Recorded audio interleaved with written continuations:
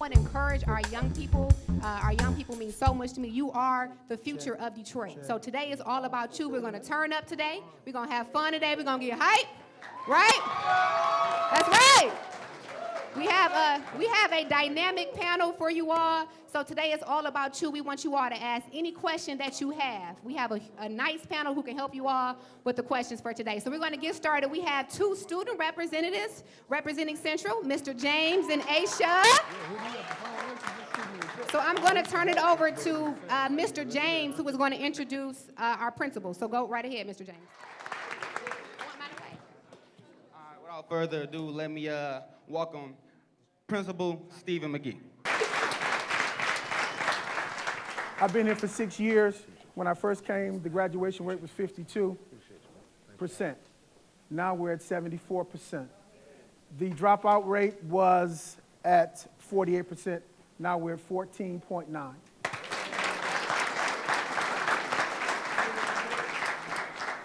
ACT score was 11.38, and we're at closer to 15 now. So we are continually progressing and moving forward. I'm going to kind of step out of the way because I really want this to be about you. It's not about me. They didn't come here for Mr. McGee today. I promise you. Two student representatives here, Miss Aisha and Mr. James. If you have questions, just raise your hand. Don't jump out and blurt any questions. Just raise your hand. They will come over to you with the microphone, and you can ask any question or comment that you have, okay?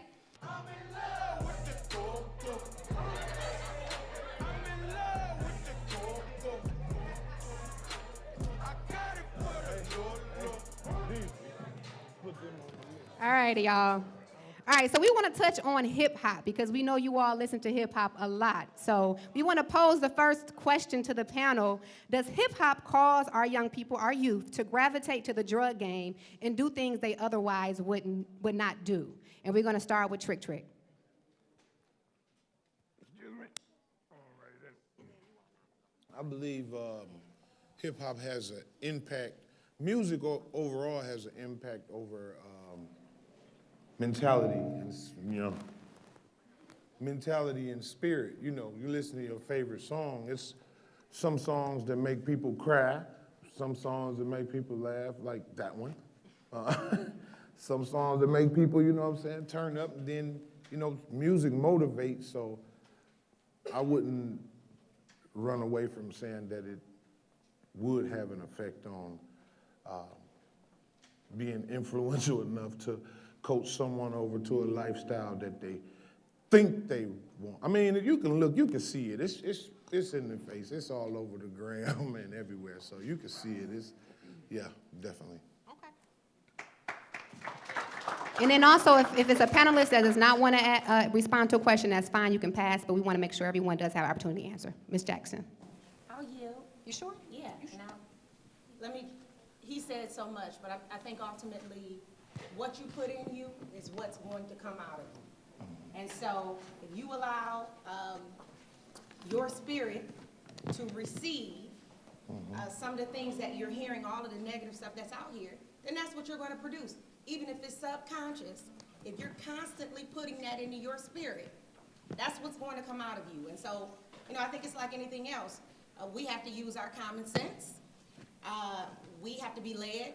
You have to use your discernment and make the right decision about what it is you allow into your space, into your psyche.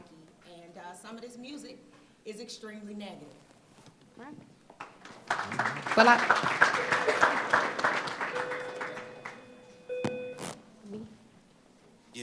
not to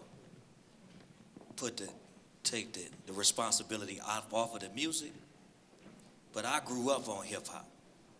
And when I grew up listening to hip hop music, the artists were saying what they were living, right? So it's not like they heard a song about being a gangster or selling crack or whatever, and then they started doing it and rapping about it. They were rapping about what their parents were doing, what was going on in their schools or their churches or their neighborhood or community. So I think the music has a role, but that's too easy, right? I heard it in the song, so I did it. That's just a little too easy. I saw a video, so I started stripping. That's just a little too easy. It's just a little too easy, right? I think the real deal is this. You know, my mama was a crackhead, or my dad sold dope, or my uncles are gangsters, or that people on my block got me into the game. You know, somebody you knew introduced you to it. Where you lived, where you went to school, where your church was. You ran into somebody who put you on.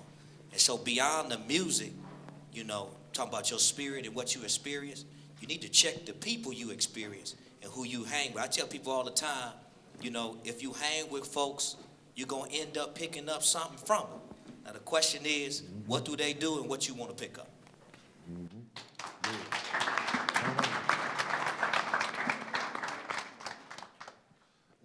I'm asked this question a lot, and more than half the time when I'm asked this question, my mind goes into two different directions.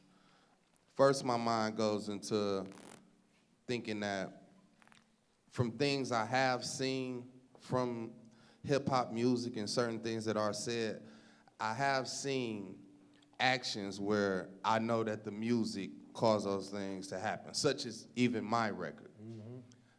At a time when I recorded the record in my hood, the city was at a very major beef at that time. It was a big east side, west side beef, and people were losing their lives and everything. So when I made the song In My Hood, I made the record to bring every neighborhood together. So when I have been out and I've performed and I've seen crowds get into fights and certain things have happened, I looked at myself and I questioned it. But I also remember that Jay-Z said something that was very important. He said, Scarface the movie did more than Scarface the rapper to me. So saying that is like, do we judge movies and films the same way we judge hip-hop? Right. Because we let our kids see all kind of movies. I'll take my son to see a Terminator movie. Terminator killed 45 people in a movie.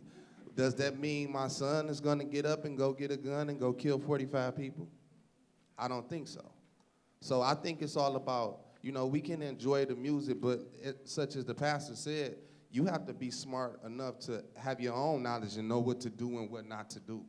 I don't think music should be held accountable for anyone's actions, nor should a movie.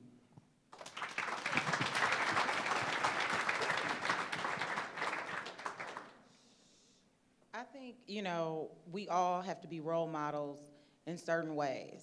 But at the same time, music is just that music. So as was said before, you can use it to motivate you. Sometimes it makes you happy, sometimes it makes you sad. But it's also art. And art doesn't always imitate life. Some people, it really does. But that's not always the reality. And so I think you have to take it for what it is. It's art. I agree with what Miss Chanel and Uncle Trick was saying. My mother and my father is a pastor, but my mom, she's a church woman. And when Lil Jon was in his era, y'all remember Lil Jon was coming out with hits. Well, maybe y'all don't remember, but Lil Jon was coming out with hit after hit after hit. And when I first got my license, my dad had just bought me a Yukon. I got me some 20s on it, got my windows tinted. And I wasn't even, you would think it was a dude in the car, okay? But it was just a little church girl. I'm a church girl, and I'm not ashamed to say it. But when I turned on that Lil Jon, I would drive like I was some type of criminal. And so having said that, when my mama would get in the car, she'd be like, the blood of Jesus, turn that off, that's mess. And so having said that, I think it depends on the individual. And like Miss Chanel said, if you let that into your space, and if you're weak in that situation that you're listening to, it may complement your struggle rather than complement your strength. So I think it's very important. So if you're struggling with being drunk in love, maybe you just got to kind of lay low on being drunk in love. Or if you're struggling with being behind a partition, maybe you got to be easy. So like also my friend said, K. Deasy said, it's television too. You know, you have all these young people who are blowing up schools, learning how to kill people and all that good stuff, or all that, not good stuff, but crazy stuff. But having said that, it does put imagery into your mind. mind. And I'm currently studying psychology. And when you plant a seed, either you follow through with it, you can give life to a seed. And if you follow through with it, it could come from what you're watching. So just make sure you're not taking on the struggle of someone else. And make sure you're also not putting your struggle on somebody else. Because just because music can be an issue for you, that doesn't mean it's an issue for me.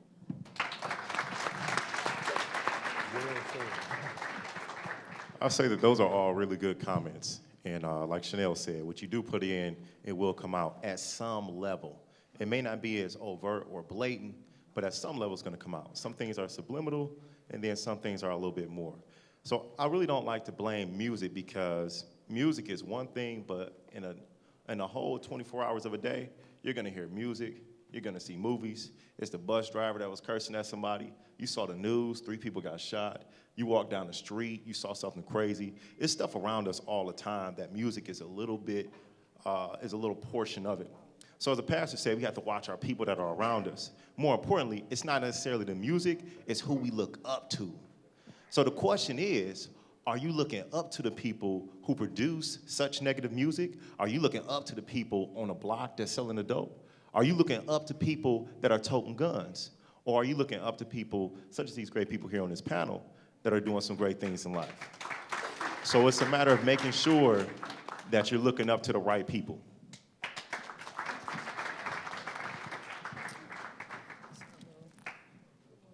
Okay. I'm having a little technical difficulty.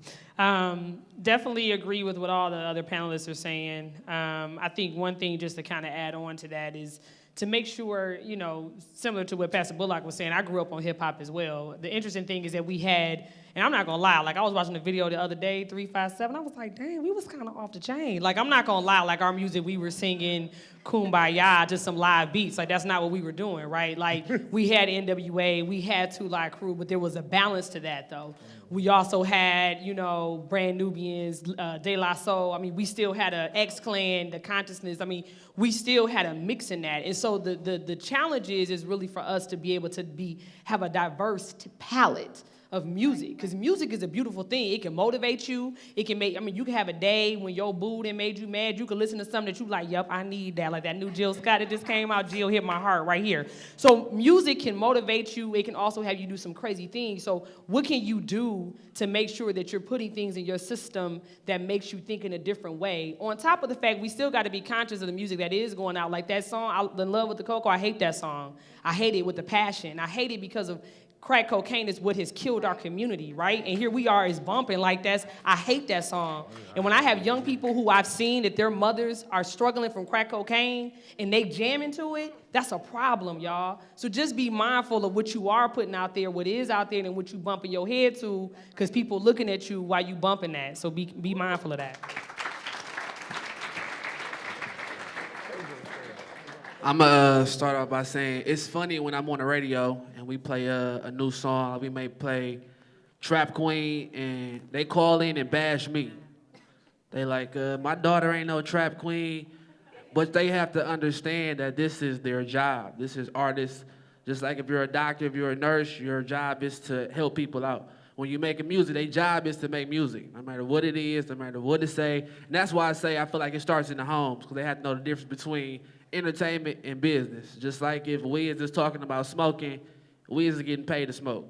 If somebody is doing this, they're getting paid to drink this type of liquor, this lean. And for the youth, y'all have to realize that y'all not getting paid to do it. If y'all just doing it, y'all just doing it. Like everybody, I'm just being truthful.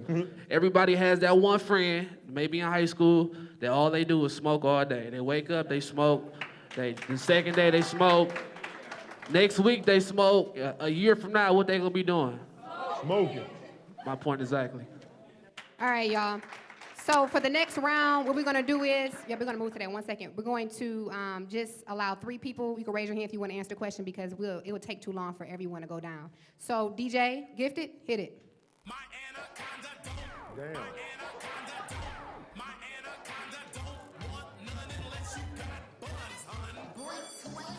Y'all seen that video? All right, now we want to just more so talk about the objectification of women. And we're going to kick this off with Chanel. I would counter a little bit and say that, yes, hip-hop does a disservice. Some hip-hop, a lot of hip-hop that's out there right now is doing a disservice. Because I guess I would ask, what about social responsibility? The gentleman, the young man who was talking to us when we were in the line, he asked the question of me and Reverend Bullock, and I remember responding to him that, look, this is one team, one dream. When you all leave these doors, you all black kids to mainstream America. You understand what I'm saying? And that said, we have an obligation, a social responsibility to each other. So to me, respectfully, it's not okay for Nicki Minaj, who, God bless her, to say, well, I'm an entertainer and this is what I do. What about the seed that you're putting in the ground? What about the people who are taking that in, who don't have the ability to discern, who don't have parental leadership, who don't have leaders like Professor McGee or Principal McGee? To me, I'm not suggesting that those folks have to live their life for every child, but they do, as black leaders, because that's what they are, have a responsibility to be cognizant of what they're putting out and the effect that it's having on our children. That's right. That's right. Any other panelists want to respond? Bullock? Right? Why do they want to be Nicki? That's the question. Because if black women didn't want to be Nicki, she would cease to exist immediately. Right? And I'll close with this. Do you know why black women want to be Nicki? Because Nicki Minaj is a 400-year installment on what white supremacy has said black women were. And until we get down to the bottom of our own objectification of ourselves, we'll never be able to deal with our music. That's right. Kira. I think, too, that we, as today's generation, like Pastor was saying, we need to educate ourselves on where we come from. If you Google Sarah Bartman today, you'll see that she was a slave woman and she had a huge rear end. And back in the day, they used to show her around and put her in freak shows and pick at her because she had a huge butt. And now, like, that was something that she was treated like an animal, like she was not human. And today, we're making that the thing to do. We're taking pictures on social media, posing and showing our butt. If that's who it, let your husband enjoy that. Let him have more cushion for the pushing and that be it. But you don't got to put that on the internet for everybody. And I think it's just, it boils down to having respect for yourself, and then most of all, not being ignorant. The term ignorant, it means to lack knowledge. We use it to attack someone, but if the truth is the truth, then that's what it is. If you're not in the knowing of something, then that can also keep you in bondage. It can also make you a slave. So I think that we, as today's generation, need to step up and with absolute audacity and authority, showing the world that we're not an ignorant generation. No, we still read the book. Everything that we learn is not on social media. We actually can pick up a book in a newspaper. We actually still do know how to research. I didn't just go to school because mama told me to go to school. No, I'm not turning out to just be a weed head. I'm going to be an educated African American. And I think once we do that, that one thing is one way to show that we respect ourselves. But you all should Google Sarah Bartman. That's right. All right, we're going to go one more song, then we're going to open it up to our students to ask questions to the panel on hip-hop, then we're going to move to another segment. DJ.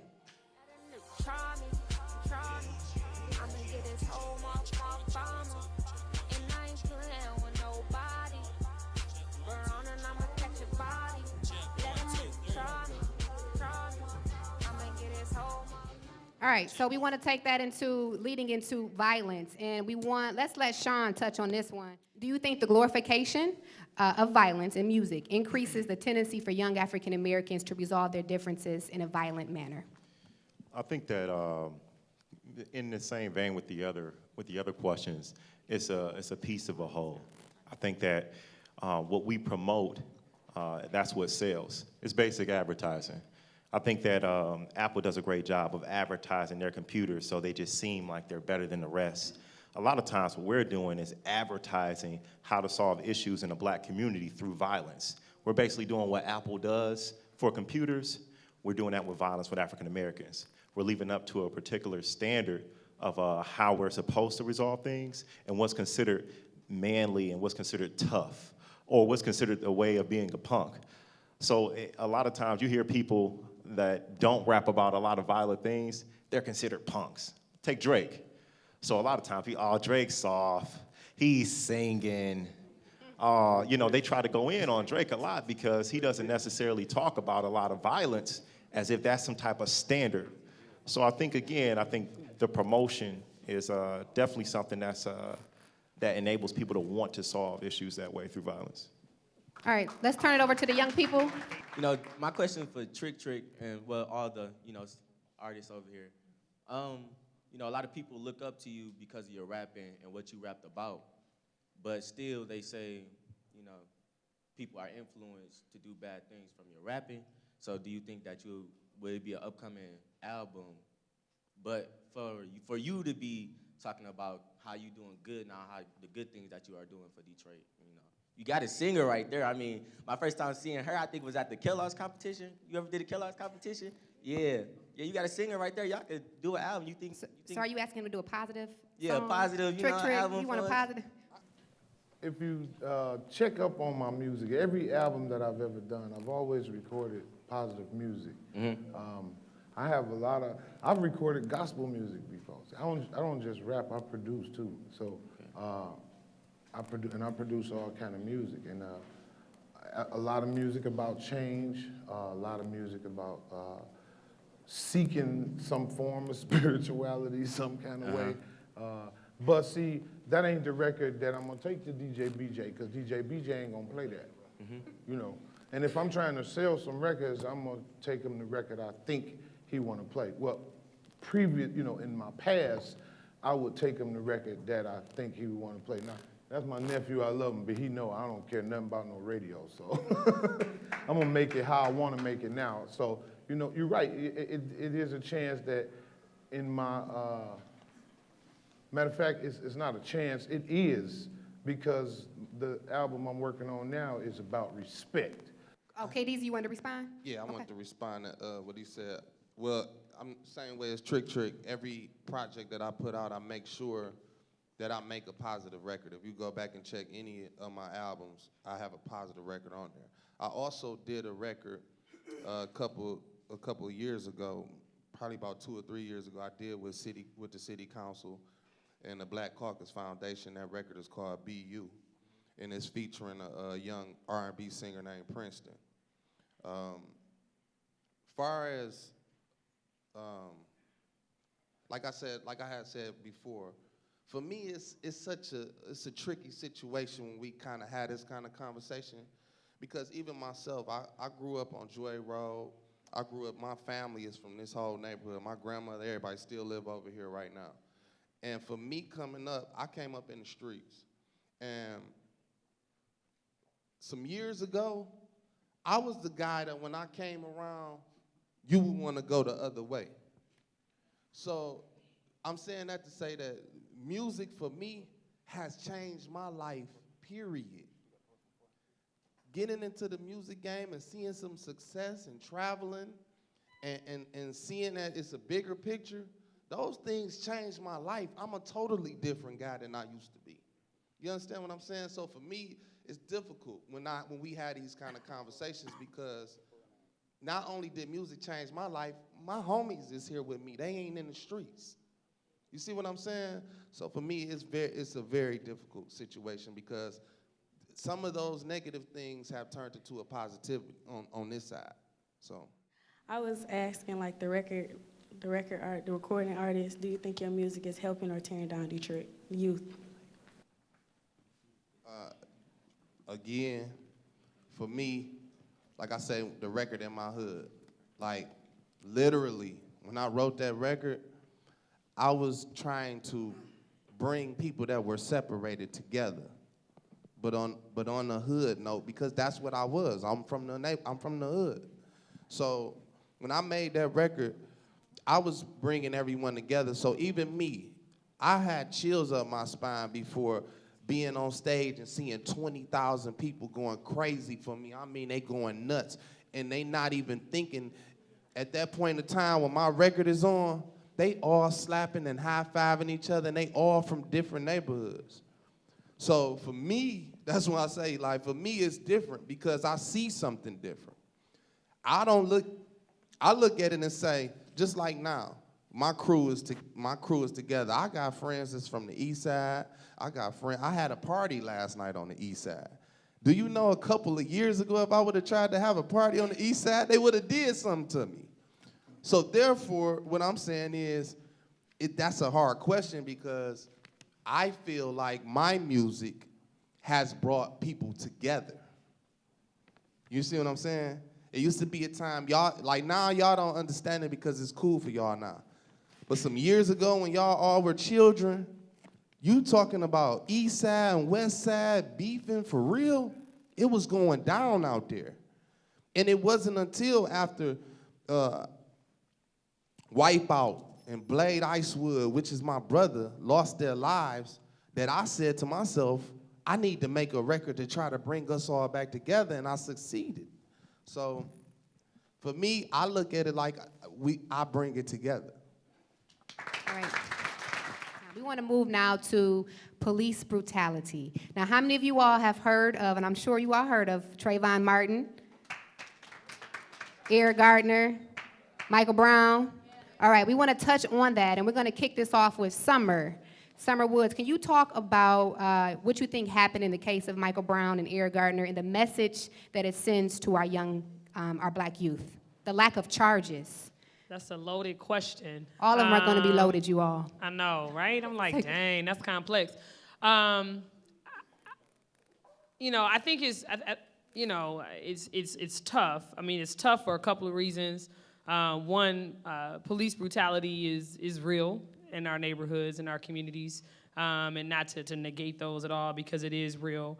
I think, you know, unfortunately what happens in a lot of these cases, especially when you're talking about these three cases that are so highly, there's so many other cases too, right? Like Renisha McBride, I mean, there's so many other cases, and when you look at the root of it, a lot of it comes down to some of the things of how people perceive us as people of color. Something historically for the last 400 and something years that we've been battling as people of color and people's perception of the black man and what the black man represents or what the black woman represents, but especially in terms of our black men, that people still have these perceptions. Sometimes it's from music, sometimes it's from TV, all these different images that are portrayed that sometimes people that don't look like the majority of us, they're not used to being exposed to us.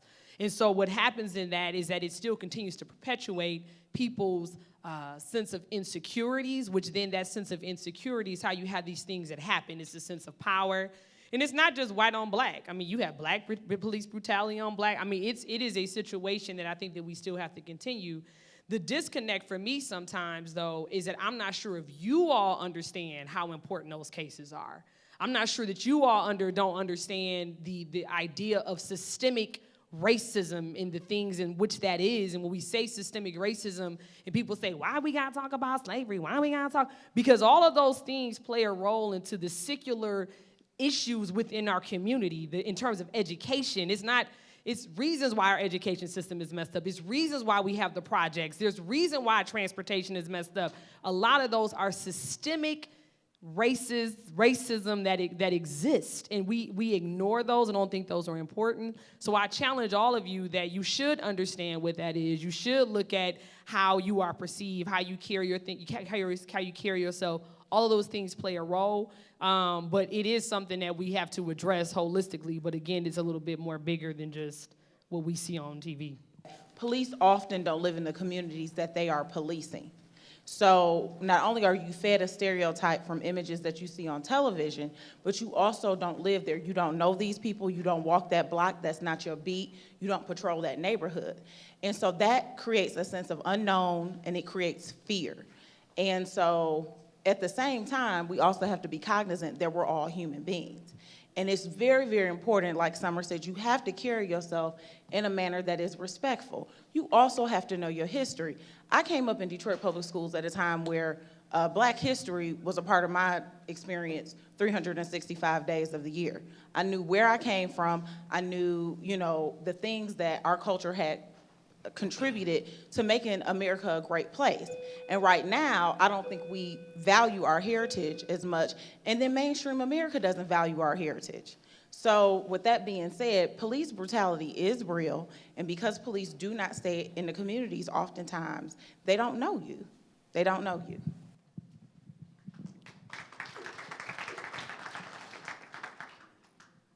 Young black kids, let me just say this, because I'm going to keep it 100 with y'all. For real. Let me look y'all in y'all eyes and say this to y'all. You have to look in the mirror and check yourself.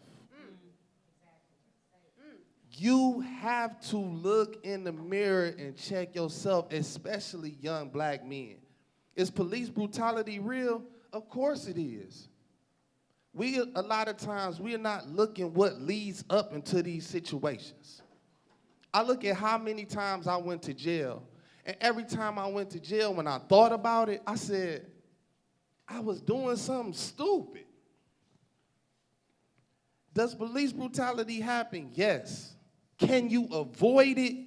Yes. All of that acting crazy, man, it doesn't work.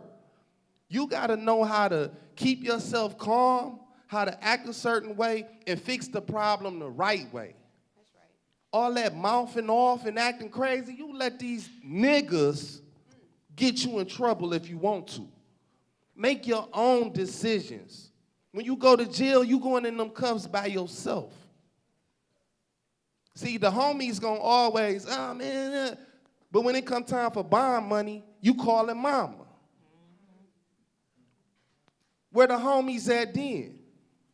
Where the homies at when you go to prison? The homies with you smoking every day when you go to prison, see how many of them will send you some money. See how many of them will go and check on your mama. So what I'm saying to y'all is, even everything we talking about, it's time for us to start checking ourselves. You decide whether you want to live or whether you want to die. You decide if you want to be successful or you want to be a bum. We can't blame police. We can't blame yourself. The only blame is you. You decide what you want to do. So, you know what, and thanks for that one. I definitely want to say that as we speak about police brutality, one thing we really need to understand in light of Trayvon Martin, Eric Garner, when we think about these young men, these are issues that have been going on for some time. And I look at these young men as martyrs. Like, we can look at their lives and celebrate them, because what they've basically done is enable us to actually pay attention to the real issues at hand, and people across the world are actually paying attention now, to the point where we're even having a conversation about this right now. America's having a conversation about us sitting in this room right now. Truth of the matter is, I have 7 brothers. 3 of them are dead, 3 of them been to prison, 1 of them got life in prison right now. Crazy thing is, I remember in '97, my brother got shot about 9 times by the police. Crazy thing is, I understand I was in high school just like y'all. So when I saw that and I understood what was going on, in my mind, what happens when you see Trayvon Martin, your family get shot, police brutality, all these different things of that nature? It should propel you to wear a suit and tie. It should prepare you to want more beyond whatever is going on at the moment, and look at police brutality and see how we can rise above any of those things by understanding those issues, and then understand at the same time, not every police officer is a brutal guy or a brutal woman. There's a lot of police officers that protect and serve us so that we can come to school every day. You can ride the bus, get here, however you got to get here, and take care of us. But what this has enabled us to do is really highlight the issues. So pay attention. And make sure when you pay attention, pull the real pieces out of what you need to do with your life. This is a very complicated issue, and I don't disagree with everything that I've heard. I just want to give a different side, because I think there are 2 sides of this coin.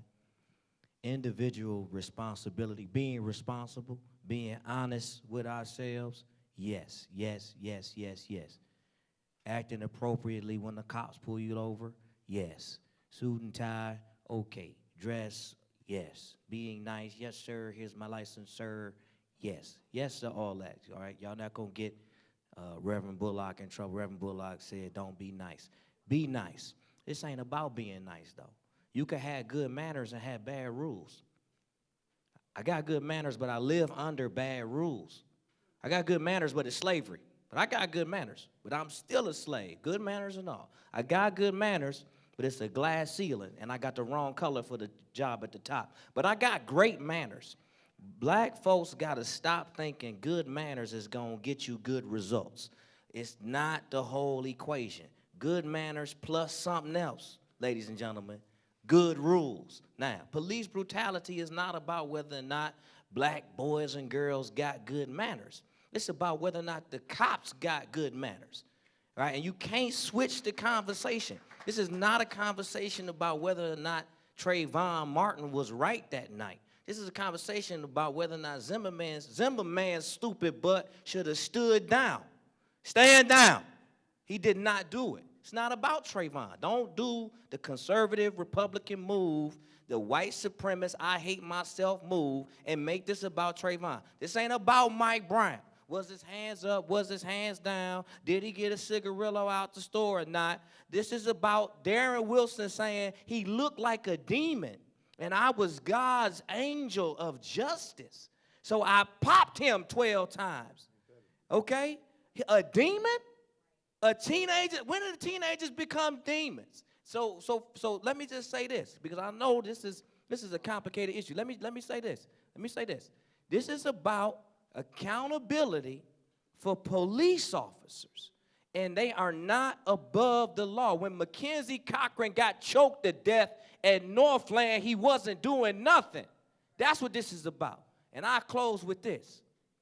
I wear suits and ties. My brothers ain't been to prison, except for a little, running a red light or something, right? I ain't never sold dope, right? I grew up in Detroit, all that. Graduated from high school, 16, Morehouse, 19, taught my first college class when I was 19, all that. But when I was riding from Detroit to Atlanta, I got pulled over in Knoxville, Tennessee, and I told the cop, here's my license, here's my registration. Where you going? I'm going to Atlanta. Why are you going? Going back to class after spring break. Why you got money in your car? Because I got student tuition. I got room and board, got food, got Georgia Power bill. Why you got a computer in the back? Because I got to type, sir. Is that all right, sir? I type papers on my computer. Why don't you step out the car, you little smart? Excuse me, sir? I thought I was supposed to be smart. I mean, you called me. That's okay, but I thought I was supposed to get education, sir. Why don't you step out the car? You know what happened to me? Jail in Knoxville, Tennessee. It just so happened, Trick. I preached a revival 2 weeks earlier in Knoxville, Tennessee, and my first call was to the pastor in the town, and he came down, talked to the white police chief, and vouched for me. He said, that little ain't a, and they let me go. So all I'm simply saying is that police brutality ain't about having a tie on and good manners, because you can have a tie on and have good manners and end up underneath the jail, and all you is black and wrong. And that's what we got to deal with. It's not always about the shirt and tie. I've lived that life. I'm almost 50. And understand, we have an image to portray, and we have to have knowledge and education behind us, but it's a perception that America has about African Americans. And we have to fight that stereotype, and education is the new civil rights. Understand it. So I want to take it back to what the gentleman said. No, let me go here first. I want you to live. That's what I just said to Reverend Bullock, okay? I want you to live. You got to make a decision. Listen, I can't control a racist, white, black, Hispanic, or whatever cop. But what I am in control of is me and what I do. And so it's like, absolutely, indeed, there are so many things that I want to say. We absolutely have to fight police brutality and systemic racism. We're doing that too. That's what we do every day. That's the work we do. That's the calling on our community. That has not changed. But it's your responsibility to be if you're, God forbid, ever in that circumstance, to protect your life and the calling that is on your life. Because look, God got something great for you. There are people who you are supposed to change and you're supposed to touch. So you do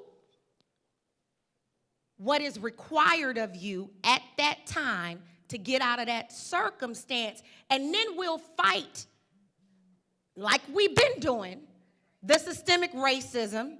We'll fight that police officer, but it doesn't make sense for you to die in that circumstance. And I also want to make a point, and I'm really getting ready to be bad guy here.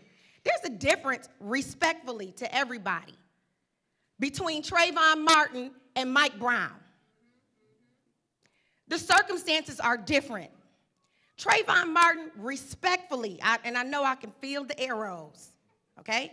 Trayvon Martin was walking down the street and was accosted by a civilian, okay? This man had no policing authority. We live in a society of laws. So when a police officer asks you to yield, even with on the back end of that comment, for your life, you need to yield. And we'll address him too. But that is not necessarily your responsibility at that time. Your responsibility is to live. She just said it, though. Y'all have to understand, like, okay, I give you even a better example. It's several grown men in here, including my big brother, my OG right here, Trick. We are, all these men in here, we all have children. Some of us have wives, some of us have girlfriends. We got mothers, sisters, everything, everybody in here. This is why I said what I said. I don't want any problems out of none of y'all. You understand what I'm saying? Like, I want y'all to live like she said, but let's talk about what's real. It doesn't matter whether I'm a police or not. It's people that are around me who carry to secure me and make sure I make it home to my family. So let's leave the police out of it. Let's talk about us with each other and how we is. Some of these guys in here, they got families to protect and make it home to. So when they see these young people out there looking like demons because they off that Molly and acting all crazy, if you not checking yourself, these men have a right to carry. Black men, they have a right to carry. So what I was saying to you is, it's not just about the police. You got to worry about everybody.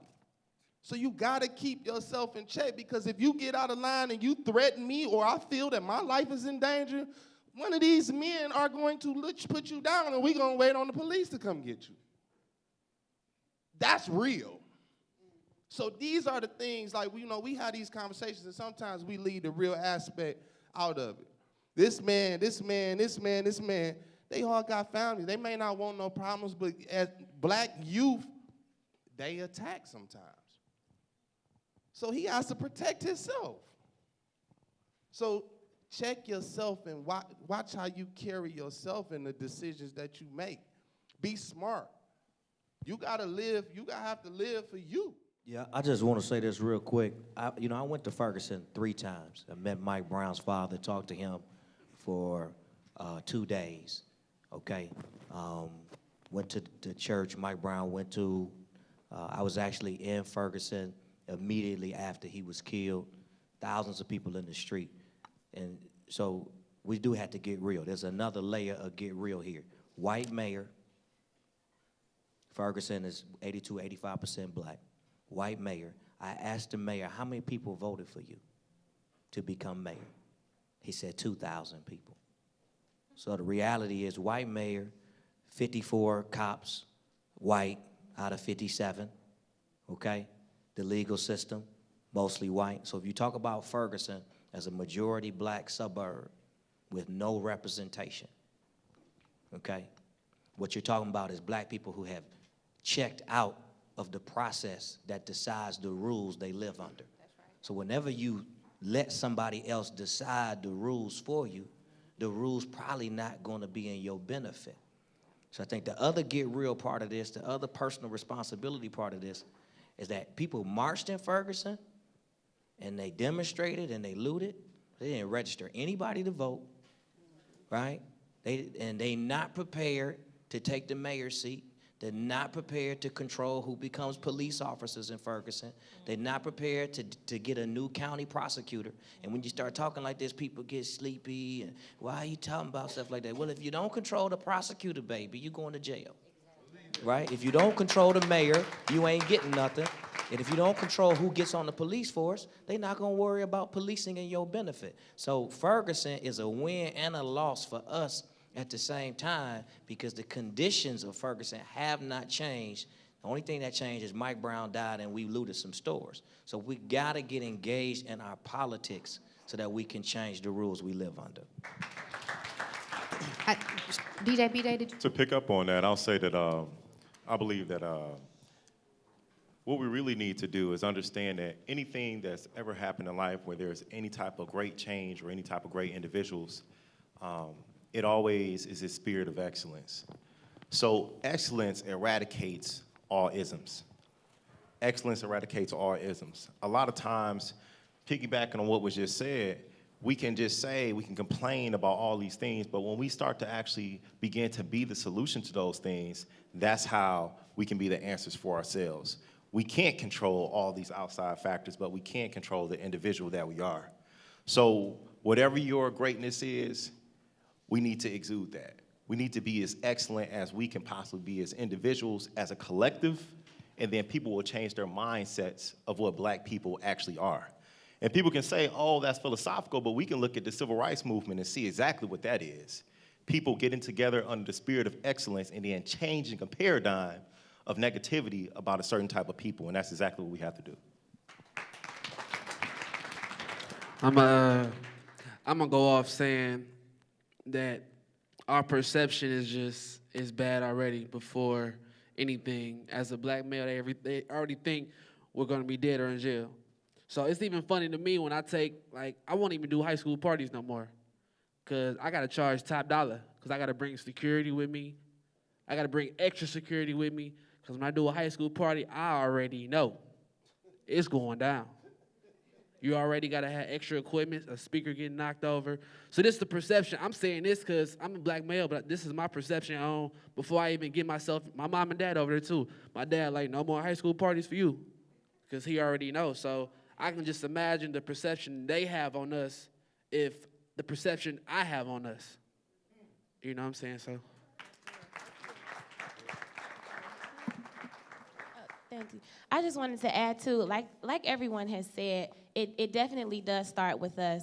But even in our way of protesting, you protesting by shooting another police officer, that doesn't say anything but to treat us again more like animals. It doesn't say anything. If you think about the mother who protested against drug drivers, she made something happen because she went to the court. She went to the judicial system. And I think that we as African Americans, we need to do something more than showing that we know how to fight. We need to show that we're an educated beings and not just, I was watching the other day on World Star Hip Hop, and like Ms. Chanel said, if a police officer says yield, then stand down, be cool, be easy. You recording everything else to post it on social media, maybe set your phone voice recorder on. I know we ain't supposed to do this, but maybe set your voice recorder on, put it in your cup holder while you're pulled over if you don't feel safe. There's ways to do this. I know I probably ain't supposed to say that, but again, your goal and your objective is to come out living. And then speaking of the girl on World Stop Hip Hop, did y'all see the girl that was just beating the other girl and she kept saying sorry? And it's like, if somebody says sorry, if somebody says stand down, or if somebody says I was wrong, why you still gotta go knock them upside the head? So I think at some point, we as African Americans, we have to show that we are educated, we're in the knowing, and we're not just about a fight. Y'all understand what I'm saying? It's not just, oh, let me just prove something to somebody. No, if the Bible says abide by the law, and if the law is in place for there to be order, then my father always says it, just do what's right. It's as simple as that. So I just wanted to say that I think that that's a way we can respond to police brutality, by having a voice, by protesting, by going to the judicial system, but not standing and shooting an officer all over again. That does nothing but give them the mindset to protect themselves against us again. So that's it. So y'all just gotta bear with me for a minute, because I'm gonna talk a little slow, because I gotta watch myself. because them cameras on. And how I really, really feel, I'm just not even gonna say it. I am gonna say, God made all of us for a reason. You're breathing and living right now for a reason. And that reason is not for you to do whatever.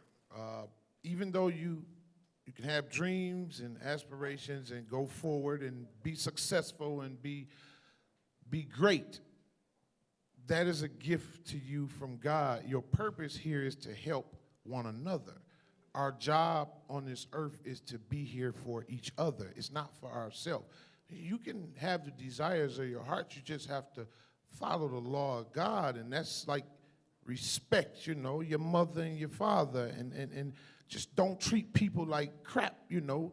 Treat people how you want to be treated, you know, and be a beacon of light instead of a hole of darkness, you know what I mean? And that's individual.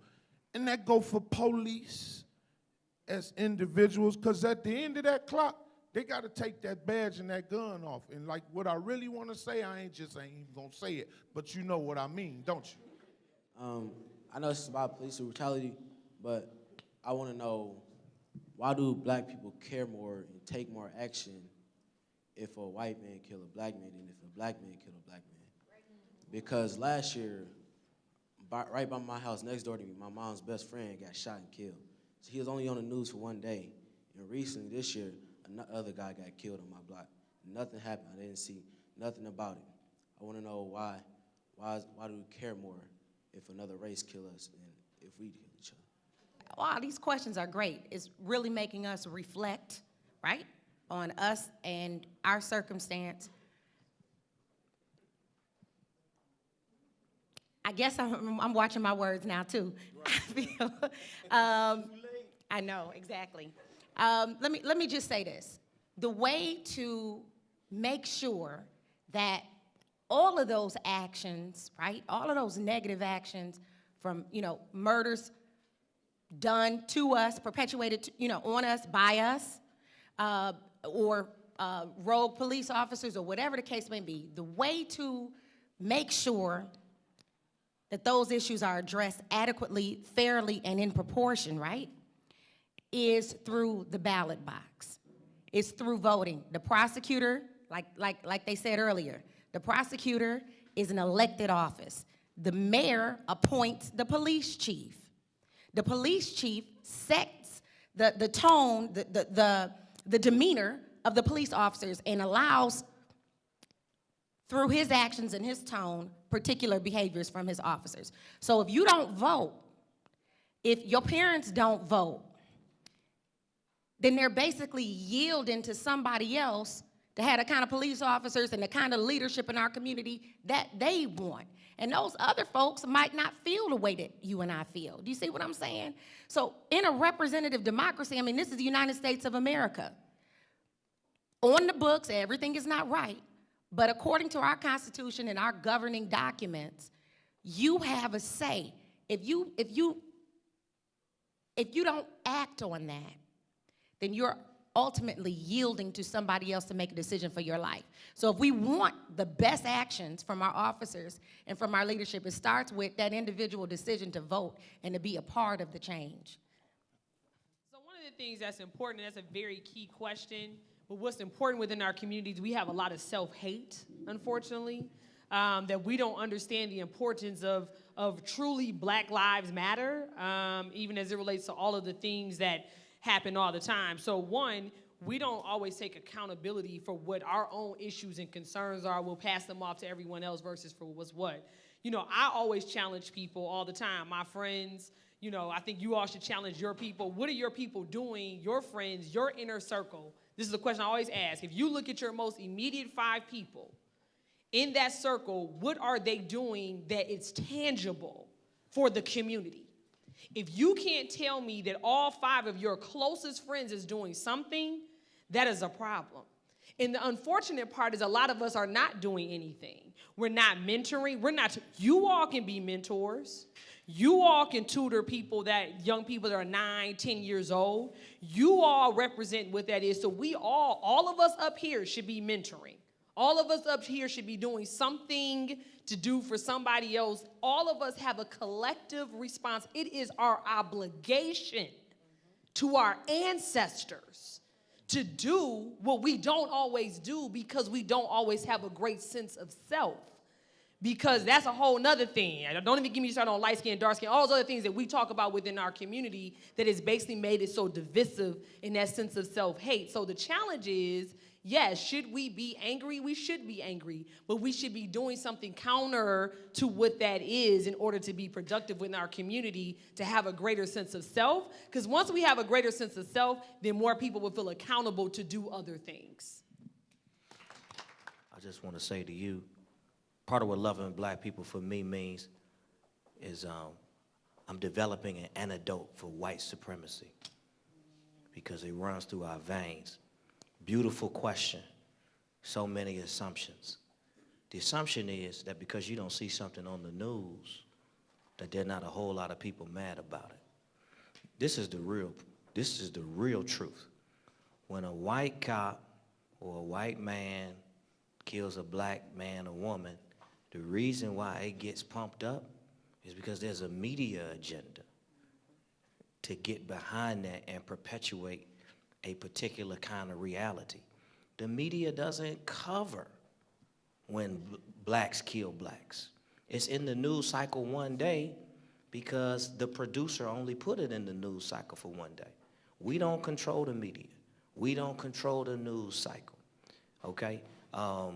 And so it's not that people don't care. My church is right in the hood, right in Highland Park in Detroit, and I'm telling you, when brothers and sisters get killed or something happens to them and another brother or sister is involved, those families don't hurt any less, right? The friends don't hurt any less. The funerals are packed.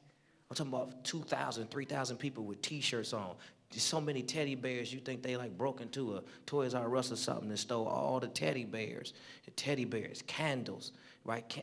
That vigil stays there for days, but there's no Channel 2, there's no Channel 4, there's no CNN, right? There's no Fox, right? There's no Sharpton, there's no Jesse, right?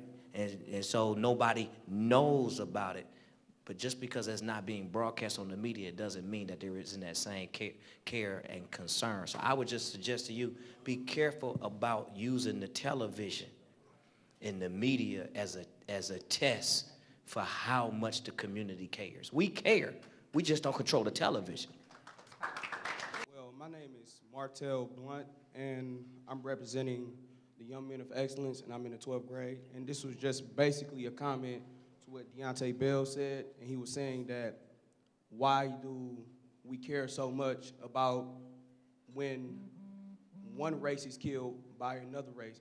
I just believe that it's a systematic hate that's going on between not just blacks and whites, it's just between all races, because we have to be aware of what's been going on. Ever since our ancestors were captured from Africa, they used our ancestors to capture each other just because everybody wasn't getting the finer things back at the slave house, and everybody wasn't treated equally. So they used our ancestors to capture one another so someone could get something just as simple as food or more clothing.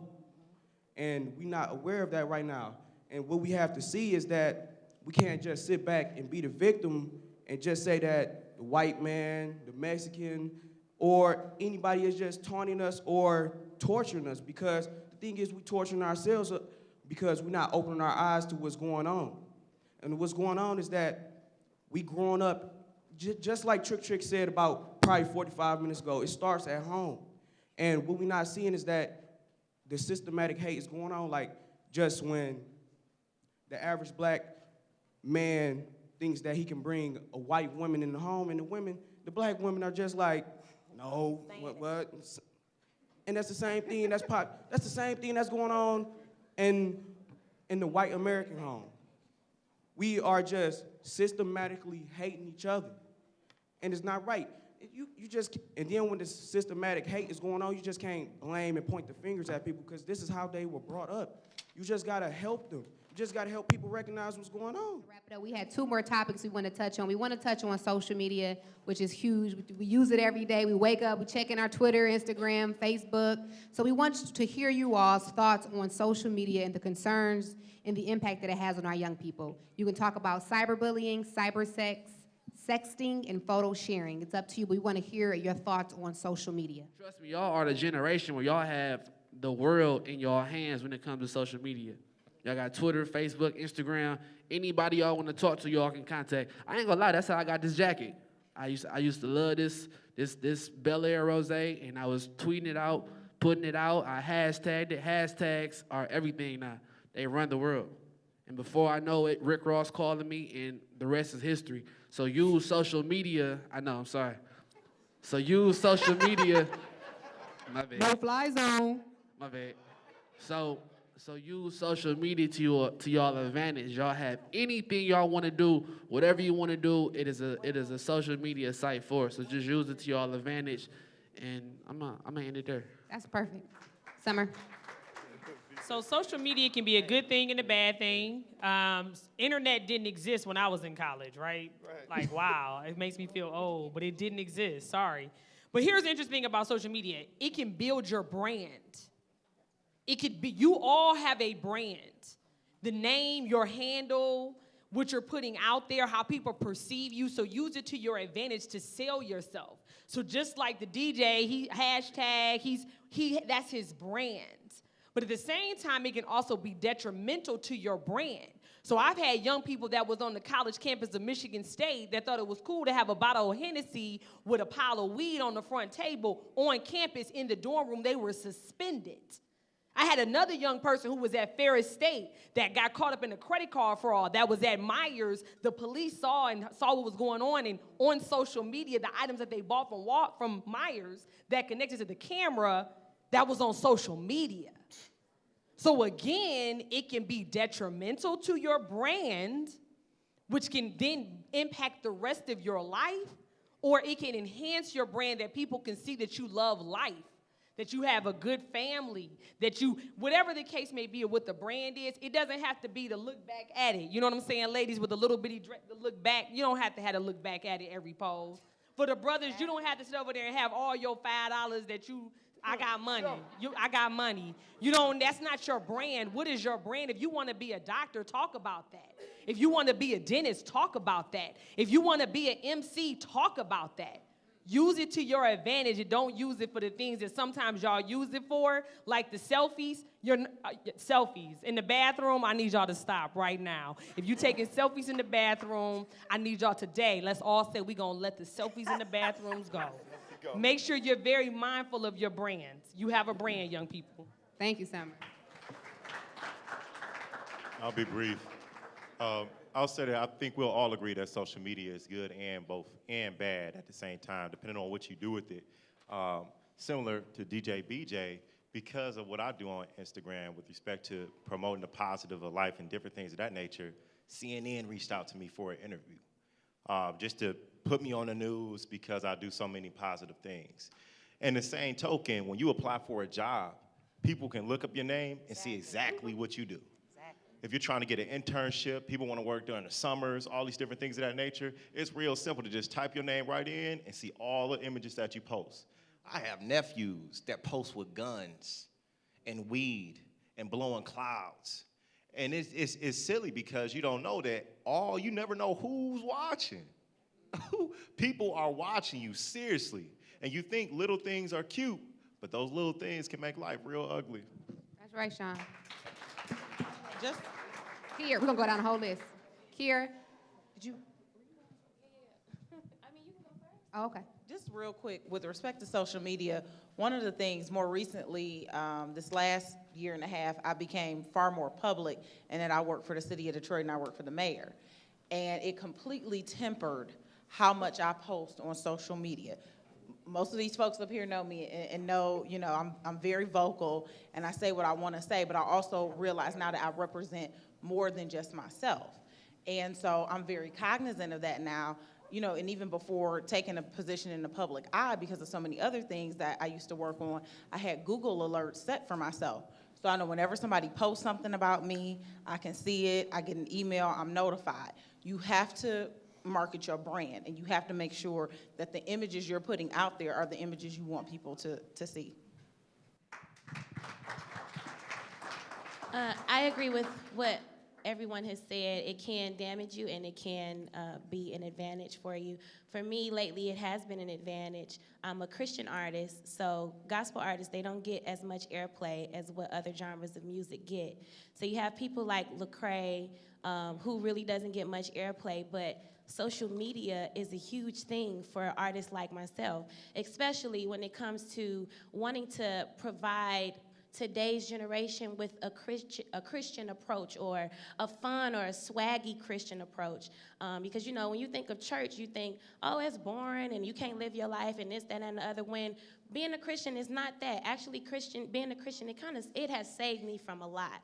And so I say that proudly. And so what I do with my social media, it's my way of sharing the gospel with people who may not have met Jesus. I walk as not to be churchy, I hate to be the one on the panel that sounds so churchy, but to be a living epistle, and to actually show the world what Jesus is, and what benefit he is to you and what he can be.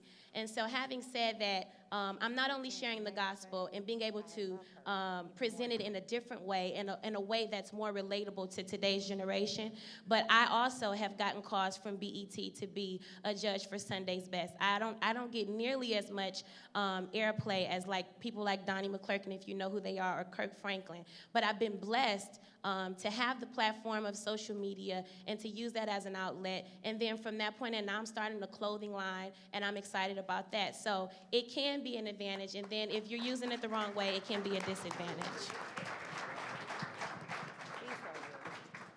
I would say know how to separate your real life from social media.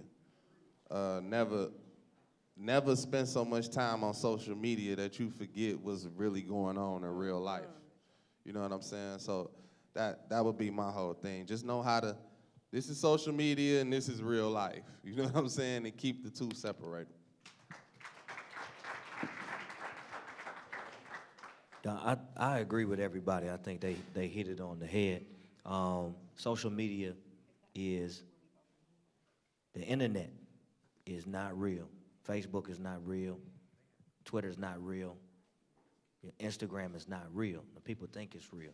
And a couple things, I just want to highlight a couple things people said. You can have a lot of followers and likes and not really get anything from that except likes and followers, so just keep that in mind. You can post stuff, it doesn't go away. You can't erase it. You apply for a job, and that picture, you with the money and the weed, or the gang signs, or you drunk at the party, or you know, the video with you acting stupid comes up. You know, when your employer Googles your name and you try to get that job, and you got your resume, and they're like, hold on, what's your name? Is this you? You know what I'm saying? So just keep in mind, you can't erase none of it. It's there forever. And then thirdly, most people who use social media, using it to make money or advance their careers. So if you're not making money with it, and you're not advancing your career, and you don't have a particular message, you had to ask yourself, what am I using it for? And I'll close with this. Facebook is not a journal. Instagram is not a Instagram's not a yearbook. Twitter is not a photo album. See, growing up, you take pictures, put them in a book, and they stay in your house. When I was growing up, you graduate from high school, you get a yearbook. It had everybody sign it, and you keep it at your house. But see, now, social media like yearbooks and journals and photo albums, but they're not that. So just keep that in mind. The thing that you should remember about social media is, to me, the most important thing is that the internet doesn't go away. It's not erasable. And so every single thing you put out there, you have to believe that 100, 1,000, or how many ever folks are looking at that and are judging you by that. So use your discretion. Link yourself up with people who do what you do, with people, follow doctors, I like Dr. Cornell West, and follow people like Russell Simmons and Kiki, and her auntie Dorinda, I like following them, Yeah, that's Maddie Moss Clark grandbaby. You better ask somebody. She ain't had no choice but to be successful. We're gonna kind of end this and pose the question, where do we go from here? We wanna play a clip real quick. DJ Gifted. When the glory comes, it will be ours, it will be ours. Oh, one day, when the war is won, we will be sure, we will be sure. Thanks, DJ. All right, let's start with DJ BJ. How can our young people be a part of improving Detroit's resurgence? And just kind of wrap it up from where do we go from here? And we're going to wrap it up from there. I think y'all just need to be able to see us and know us, and to really, besides the Instagram, besides the Twitter, besides hearing stuff on the radio, besides hearing the music, besides seeing us on TV, because you can perceive us as whatever you want to perceive us as, until you actually see us and you talk to us, and like once we get done, we kick it. So I feel like doing events like this and really just knowing the individual. So. I think that one, as it relates to just Detroit and connection of the D, I think all of us up here love the D. We are Detroit. Listening to all of the people that are up here, I think that is important, that you are reflective of this city every time that you go and you do all the things that you do locally. When you go to other places, you represent this city. So represent us as greatness as we are, because we are greatness. We come from greatness. And so it is important for you all to know that. I think where we go from here is that we continue to just love ourselves. You continue to aspire to do all the things that you want to do. If you want to go to college, if you want to go to trade school, if you want to be an entrepreneur, whatever it is that you want to do, you can do it, and know that you can do it. Because the wonderful thing about all of us that you should always know is that we truly, truly come from greatness. And as long as you understand that, you know that we come from greatness, you have sky's the limit, as long as you know that.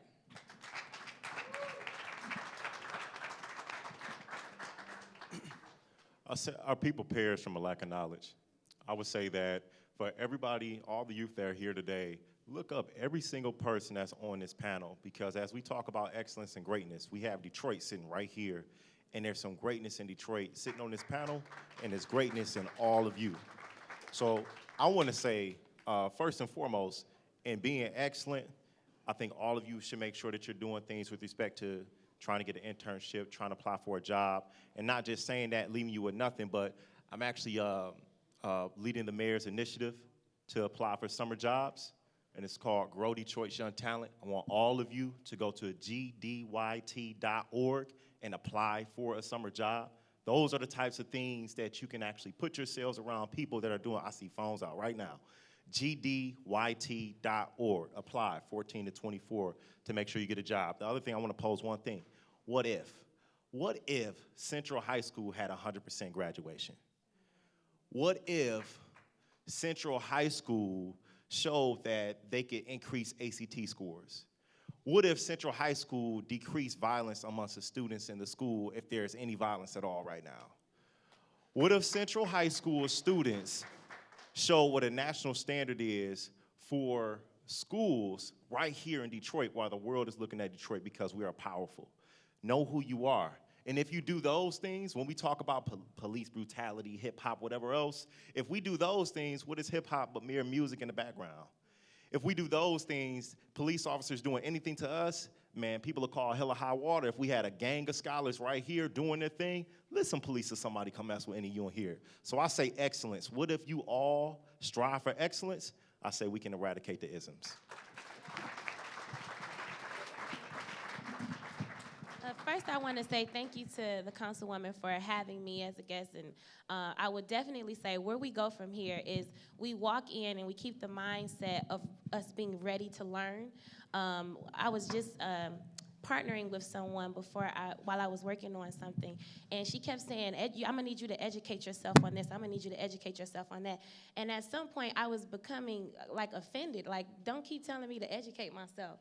It was just the way she was saying it. But after that, I realized, no, in order for you to be a growing individual, an evolving individual, and a successful individual, you have to continuously educate yourself. And even in this moment, while I have been here as a panelist, I've also been here as just an onlooker. I've gleaned and I've learned so much from all of the panelists that were up here. So it doesn't matter where you get, you always have to be ready to learn and educate yourself no matter what. One other thing is we have to display transparency. Like Ms. Chanel said, I'm not perfect, and though I promote Jesus and I push Jesus and that's what I believe in and I found him to be something great for me, I still will always say that I'm not perfect. I may struggle with the same thing you struggle with, and that doesn't make me a hypocrite. It just makes me somebody that loves Jesus and that's trying to make it into heaven. Outside of that, I have a standard. And then not just that, but I'm saying to be transparent, because if you notice, all of the panelists up here, they've showed some sense of transparency. So it's most of all, while we're being transparent, it's important that we don't put ourselves on discount when someone is willing to buy you at full price. You look at people like Kanye West, and he did not settle for what Nike gave him because he knew he was worth more. And so I think it's very important that when you get around people who are something, who are someone, you accept the healthy challenge. You're not always turning your nose up at correction, because if your breath stank, your breath stank. If you look nasty, you look nasty. Take the correction and take heed to it and keep growing. I believe in you, and I'm sure all of the panelists up here believe the same thing. But you have to remember to educate yourself. God bless you all. That's right. Wait, real quick, Kiera. There was a special request from several students over here. They wanted me to ask you if you can do a quick tune or a note or a song or just something real quick. Deep or high, I'm never too far from your love. My hope and my strength lies in you. In saying where do we go from here, I think it's critical to understand who you're surrounded by. I know Summer Woods in real life, that's my friend. I know Sean Blanchard in real life, I work with Sean. I know Chanel Jackson in real life. These are people that I'm surrounded by, that we influence each other, we help each other, and we try to make sure we get to the next level together. I had an opportunity presented to me that I didn't know was going to be what I would do next. And so I had the opportunity now to help transition the water department for the mayor. And a lot of you probably don't, know a lot about what was going on under the bankruptcy, but this presents a huge opportunity for me to transform Detroit, to plan the way the city will look in the future. You have to be prepared for that, though, and you have to do the work to be prepared for that. And so I think it's critical that you surround yourself with people who will let you get to where you need to go, because they are pushing you and they are motivating you to be great. All right.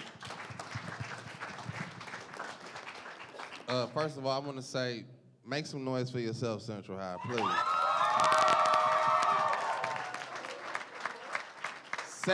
Second, I want to tell y'all, make some noise for y'all principal, because I really like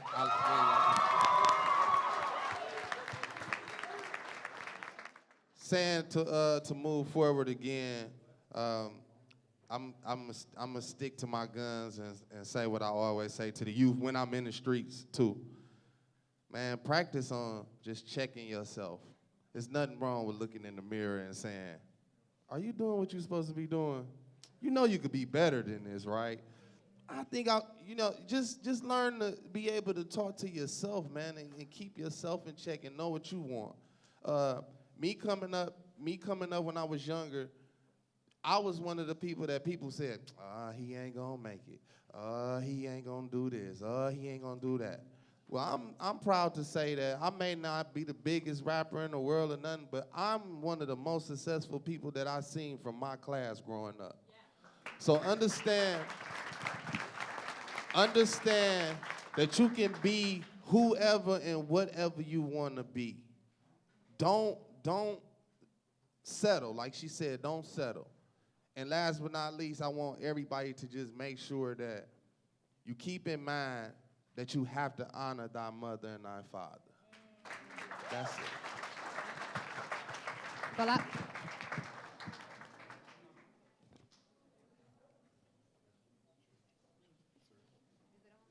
Test, test. Yes, on. Again, thank you, Councilwoman Mary Sheffield, Central High. It's been great being here. Thank you so much. I would say a couple quick things. Where do we go from here? Number one, stay true to yourself. Dare to be different. If you have a dream, don't let it go. Don't give up on it. Even if nobody else supports you or co-signs on it, just keep pressing forward. Dare to graduate from high school and go to college. Dare to be baby free until you get married.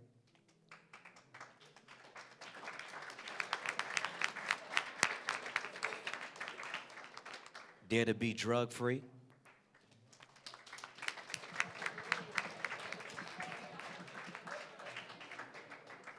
Dare to save some money.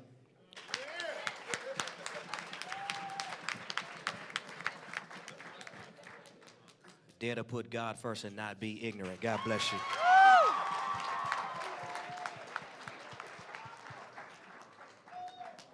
I want to follow in everyone's footsteps and give honor where honor is due to the councilwoman. Thank you for your leadership.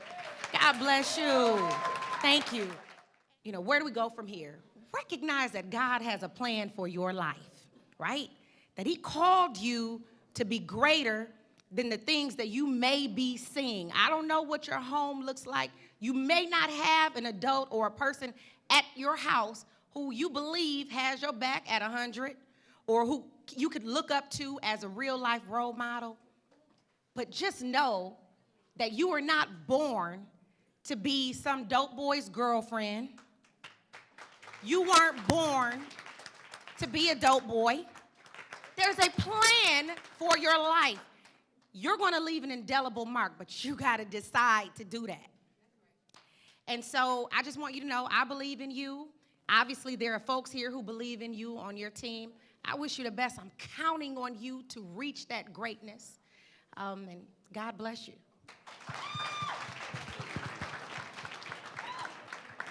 Where do we go from here? Challenge yourself to be the greatest.